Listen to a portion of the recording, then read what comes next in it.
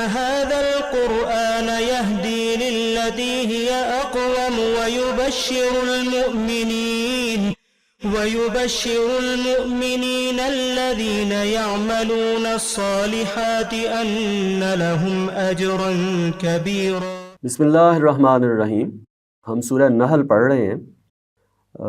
آج ہم آیت 10 سے دیکھیں گے کہ اللہ تعالیٰ نے ہمارے لیے اس میں کیا کیا رہنمائی کی ہے۔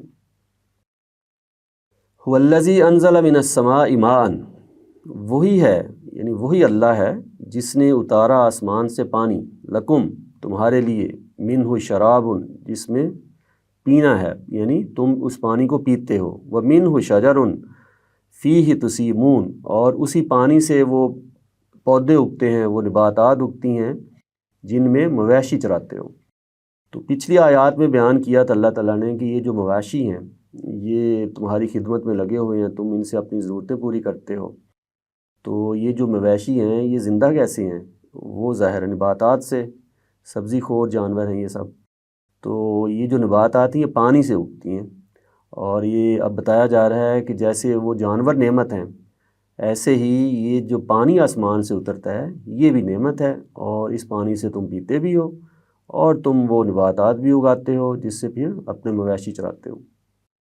یُنبِتُ لَکُم بِہِ الزَّرْعَ، وہ اللہ اگاتا ہے تمہارے لیے اس سے کھیتی، اس پانی کے ذریعے سے کھیتی اگتی ہے، فصلیں اگتی ہیں جو ہم کھاتے ہیں، والزیتون اور زیتون، والنخیل اور کھجور، والاعناب اور انگور، ومن کل الثمرات اور ہر قسم کے پھل۔ یہ چند نمایاں جو فصلیں ہیں، جو پھل ہیں اس علاقے کے، وہ بیان کر دیے۔ آگے پھر بتا دیا کہ ہر قسم کے پھل اللہ تعالیٰ ہی اگاتے ہیں اس پانی کے ذریعے۔ ان فی ذالک لآیہ، یقیناً اس میں ایک بڑی نشانی ہے، لقوم یتفکرون، ان لوگوں کے لیے جو غور کریں۔ تو اللہ تعالیٰ قرآن مجید میں لوگوں کو پکڑ پکڑ کر یہ جو ہمارے ارد گرد کائنات ہے اس کا مشاہدہ کراتے ہیں۔ یہ بتاتے ہیں کہ بھئی یہی تمہاری ارد گرد کی دنیا ہے، اسی پر غور کرو گے تو حقیقت تمہارے سامنے آ جائے گی۔ تو قرآن مجید کی آیات اصل میں اس کائنات میں جو بکھری ہوئی نشانیاں ہیں خدا تک پہنچنے کی، انہی کا بیان ہے۔ تو فرمایا کہ اگر تم غور کرو، جو لوگ غور کرنے والے ہیں اس میں بڑی نشانی ہے کہ اس نے پانی بھیجا ہے، اس سے تم اپنی ضرورت پوری کرتے ہو، مویشی چراتے ہو، اور پھر اسی پانی سے یہ تمہارے لیے فصلیں اور یہ سارے پھل جو ہیں اگا دیے۔ یعنی دیکھا جائے تو پانی آسمان سے برستا ہے اور یہ ساری چیزیں زمین پر نمودار ہوتی ہیں۔ اس کا مطلب ہے کہ یہ ایک ہی مقصد کو حاصل کیا جا رہا ہے، وہ یہ ہے کہ انسان کی ضرورت پوری ہو۔ اس کا معلوم ہوا ہے کہ آسمان کا خدا اور زمین کا خدا ایک ہی ہے۔ تو یہ بظاہر جو لگ رہا ہے کہ آسمان ایک مختلف چیز ہے، زمین مختلف ہے، اور ہو سکتا ہے کہ دونوں کا کنٹرول جو ہے وہ مختلف خداؤں کے ہاتھ میں ہو، تو اللہ تعالیٰ فرمایا کہ ایسا نہیں ہے۔ اگر غور کرو تو یہ چیز تمہیں ایک ہی خدا تک لے کے جائے گی کہ ایک ہی ارادہ ہے پیچھے۔ وَسَخَّرَ لَكُمُ اللَّيْلَ وَالنَّهَارَ، اور اسی نے کام میں لگا رکھا ہے تمہارے رات کو اور دن کو۔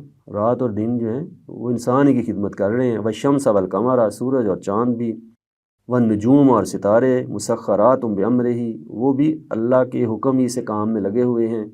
اِنَّ فِي ذَلِكَ لَآیَاتٍ، اس میں بڑی نشانیاں ہیں، لِقَوْمٍ یَعْقِلُونَ، ان لوگوں کے لیے جو عقل سے کام لیں۔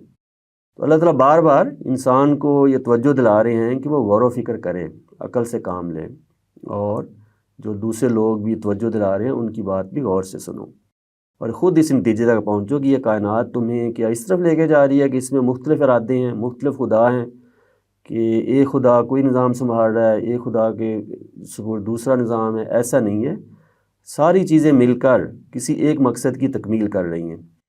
تو ان سب کے پیچھے ایک ہی ارادہ ہے، ایک ہی الہ ہے، ایک ہی خدا ہے۔ وَمَا زَرَعَ لَكُمْ فِي الْأَرْضِ مُخْتَلِفًا أَلْوَانُهُ، اور جو کچھ اس نے بکھیر دیا تمہارے لیے زمین میں، ان کے رنگ طرح طرح کے ہیں۔ اِنَّ فِي ذَلِكَ لَآیَةً لِقَوْمٍ یَذَّکَّرُونَ، ان میں بھی بہت بڑی نشانی ہے ان لوگوں کے لیے جو یاد دہانی حاصل کریں۔ تو یہ ساری چیزیں ظاہرہ یاد دہانی کے پیش نظر ہی سامنے لائی جاتی ہیں۔ ایک تو ہے کہ انسان خود ذرا نگاہ اٹھا کر دیکھ لے، اگر اس کی گردن میں توق نہیں ہے تو وہ اوپر اٹھا کر نگاہ دیکھے، نیچے دیکھے، تو اس کو یہ نشانیاں نظر آئیں گی جو ایک خدا تک لے جانے والی ہیں۔ پھر اللہ تعالیٰ بھی قرآن مجید کی آیات میں ان کو بار بار انسانوں کے سامنے لاتے ہیں، تاکہ ہو سکتا ہے کہ لوگ ان آیتوں پر غور کر کے ہی یہ یاد دہانی حاصل کر لیں۔ اس لیے قرآن مجید کا ایک بڑا مقصد یہ یاد دہانی ہے، اس لیے قرآن مجید ذکر ہے، یہ ذکرہ ہے، یعنی ریمائنڈر ہے، جو کہ انسانوں کو اس خدا کی آیتیں جو ارد گرد بکھری پڑی ہیں کائنات میں، ان کے ذریعے سے اللہ تعالیٰ یاد دہانی کراتے ہیں۔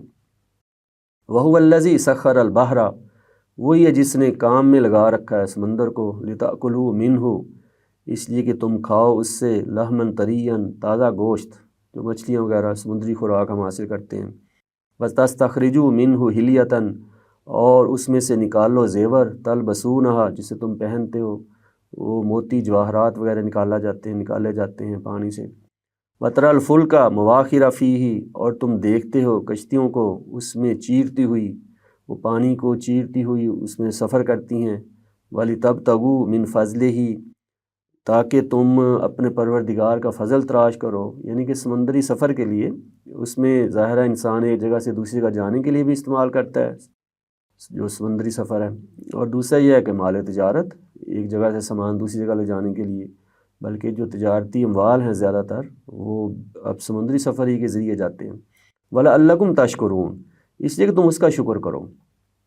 یہ دین کا سب سے بنیادی تقاضا ہے، بلکہ پورا دین ہی یہاں اس بنیاد پر کھڑا ہے کہ انسان جو ہے یہ جتنی نعمتیں اس کے رب نے اس کو دی ہیں، سب سے بڑی نعمت اس کو وجود بخشا ہے، تخلیق کیا اس کو، پھر اس نے اس کی تمام ضرورتیں پوری کی ہیں، وہ جو ربوبیت کا انتظام کیا اس نے، اور پھر یہ ہے کہ وہ ہمارا الہ ہے، تو ہم اس کی نعمتوں کا اعتراف کرتے ہیں یا ناشکری کرتے ہیں۔ تو اگر ہم شکر گزار ہیں تو پھر اس شکر گزاری میں کسی اور کو شریک نہیں کرنا چاہیے۔ اگر ہم کسی اور کو معبود بناتے ہیں، ہم یہ کہتے ہیں کہ فلاں بھی شامل ہے تخلیق میں یا اس نظام کو چلانے میں، تو اس کا مطلب ہے کہ ہم کہہ رہے ہیں کہ یہ جو ہم تک نعمتیں پہنچ رہی ہیں ان میں کسی اور کا بھی حصہ ہے، تو یہ شرک ہے۔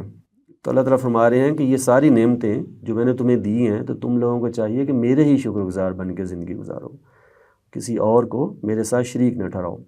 وَأَلْقَىٰ فِي الْأَرْضِ رَوَاسِيَ، اس نے زمین میں پہاڑ ڈال دیے ہیں، وہ کہ پہاڑ میخوں کی طرح اس نے ڈالے ہوئے زمین میں، ان تمید بکم، کہ ایسا نہ ہو کہ وہ تمہیں لے کر جھک پڑے۔ زمین کا توازن قائم رکھنے کے لیے پہاڑوں کو میخوں کی طرح گاڑ دیا گیا ہے۔ وَأَنْهَارًا، اس نے نہریں جاری کر دی ہیں، مختلف ندیاں ہیں، نہریں ہیں، دریا ہیں۔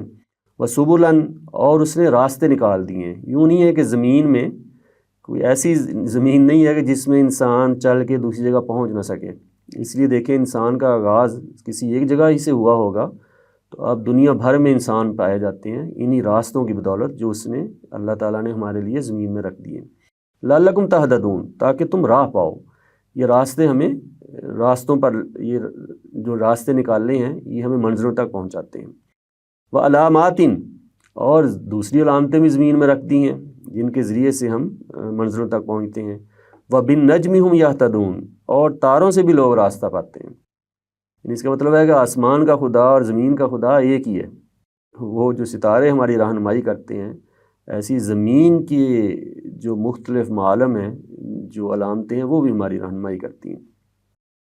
افمن یخلق، پھر کیا وہ جو پیدا کرتا ہے، کمن لا یخلق، ان کے برابر ہے جو نہیں پیدا کرتے، افلا تذکرون، کیا تم سمجھتے نہیں ہو؟ اللہ تعالیٰ فرما رہے ہیں یہ ساری نعمتیں گنوانے کے بعد کہ یہ چیزیں میں نے تخلیق کی ہیں، اور وہاں لوگ اس کا اعتراف بھی کر رہے ہیں کہ یہ خالق ان چیزوں کا اللہ ہی ہے، لیکن آگے پھر وہ دوسروں کو شریک کر دیتے ہیں کہ اللہ نے یہ چیزیں تخلیق کر کے بعض چیزیں، بعض معاملات دوسروں کے سپرد کر دیے ہوئے ہیں۔ تو یہ اس کی نفی کی جا رہی ہے کہ بھئی ایک ہے خالق جس نے یہ سب چیزیں تخلیق کی ہیں، اور تم لوگ دوسری ہستیوں کو اس کے برابر لا کھڑا کرتے ہو۔ تو یہ خدا تعالیٰ نے نہ صرف یہ کہ چیزیں تخلیق کی ہیں، بلکہ ان کا جو انتظام ہے وہ اس نے اپنے کنٹرول میں رکھا ہے، اس کو کسی ساجی کی شریک کی حاجت ضرورت نہیں ہے۔ وَإِن تَعُدُّوا نِعْمَتَ اللَّهِ، اگر تم گننا چاہو اللہ کی نعمتوں کو، لا تحصوها، تو تم انہیں گن نہیں سکو گے۔ یہ سورہ میں خاص طور پر اللہ تعالیٰ نے بے شمار نعمتوں کا ذکر کیا ہے، آگے بھی آئے گا، لیکن خلاصہ یہی ہے کہ آپ جتنا بھی غور کر لیں ارد گرد کائنات میں اپنے وجود پر، تو اللہ تعالیٰ کی نعمتیں اس قدر ہیں انسانوں پر کہ اگر کوئی ان کو گننا بھی چاہے تو گن نہیں سکتا۔ ان اللہ لغفور الرحیم، حقیقت یہ ہے کہ اللہ بڑا ہی بخشنے والا ہے، اس کی شفقت ابدی ہے، یعنی نعمتیں تو اس قدر ہیں اگر ان کا حق ادا کرنا چاہے تو کوئی بھی نہیں کر سکتا۔ تو لیکن اللہ تعالیٰ اپنے بندوں پر بڑا ہی غفور الرحیم رب ہے کہ وہ حق تو ہم ادا نہیں کر سکتے، لیکن اللہ تعالیٰ ہمارے ساتھ بخشش کا معاملہ کرتا ہے۔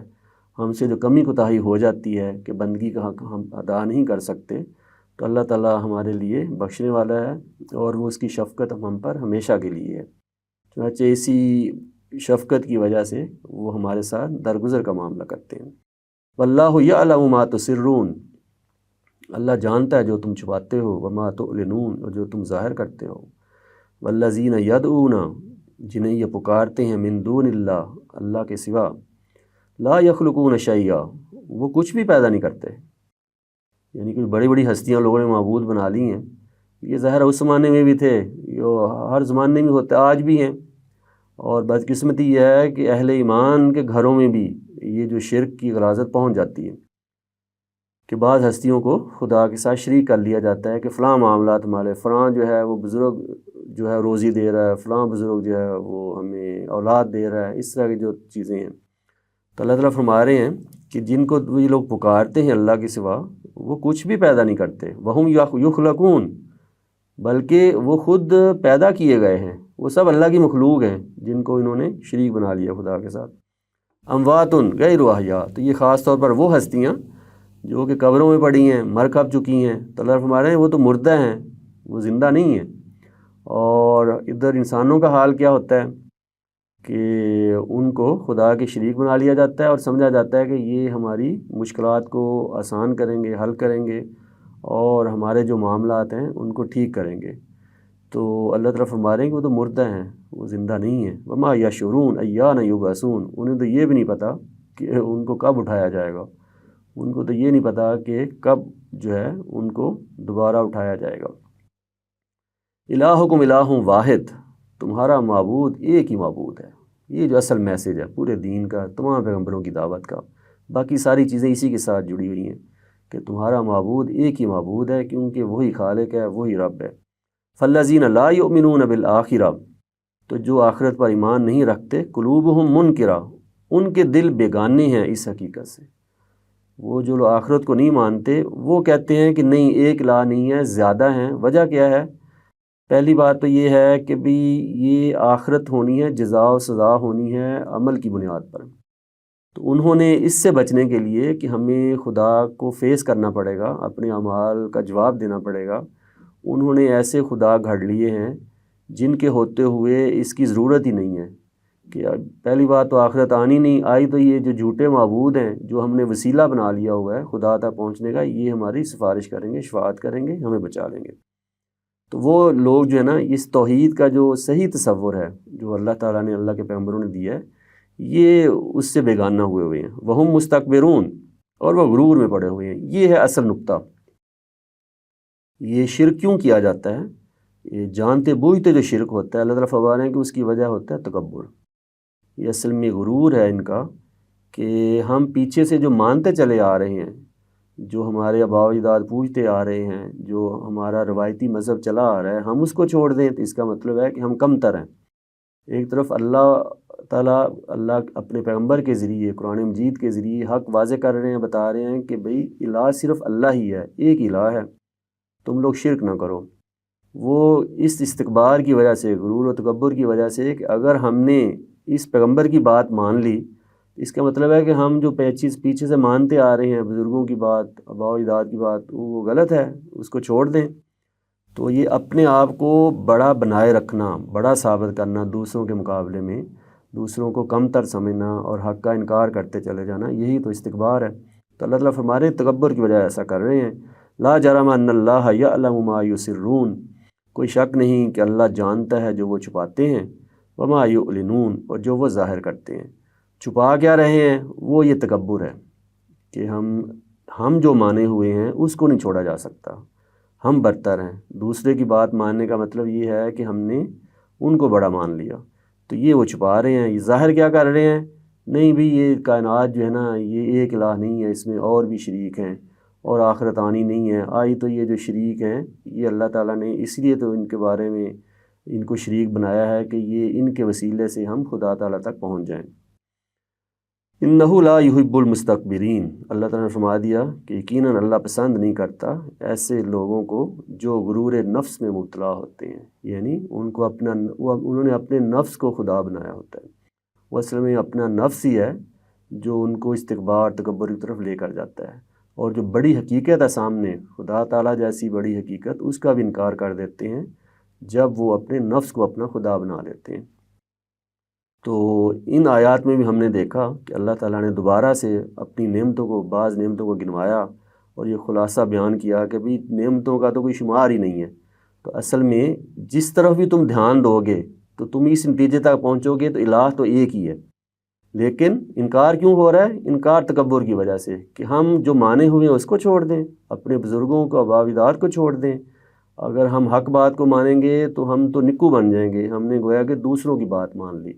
تو ہمیں اس سے ہر حال میں بچنا چاہیے کہ حق بات جو بھی کہنے والا ہے وہ بظاہر معاشرے میں اس کی کوئی حیثیت نہ ہو، کم تر حیثیت کا ہو، اگر حق بات ہے تو حق جہاں بھی ہے اس کو ہمیں قبول کرنا ہے، وگرنہ یہ استکبار ہے، ہمیں ہر حال میں اس سے بچنا ہے۔